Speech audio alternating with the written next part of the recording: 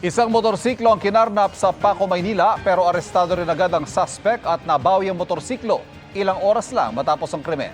Nakatutok si EJ Gomez.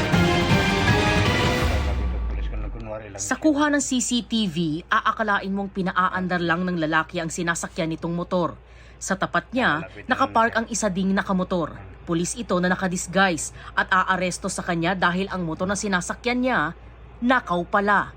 Nangyari ang pagnanakaw alas 3 ng hapon nitong Huwebes. Yung biktima dito ay isang 38 years old na delivery rider. Nalaman natin na yung motor ay naiparada niya sa harapan ng kanyang bahay at naiwanan niya yung susi. At pagbalik niya nga, nakita niya itong suspect na takay-takay na yung kanyang motorsiklo. So, sinubukan niyang habulin ito pero walang nangyari. Nag-ikot-ikot daw ang biktima sa pag-asang makita ang ninakaw nitong motorsiklo. Nakita itong motorcycle ng biktima na nakaparada dito sa isang convenience store sa may Pedro Hill, Paco, Manila. Kung saan nga humingi ng tulong itong ating biktima dito sa mga pulis natin doon sa lugar. Naaresto ang suspect ilang oras matapos ang pagnanakaw. Depensa ng suspect, Kinuha ko yung motor para makuha yung pantubos ng cellphone. First time lang. Pinagsisiyan talaga. Kahit saan nakulong na naman eh.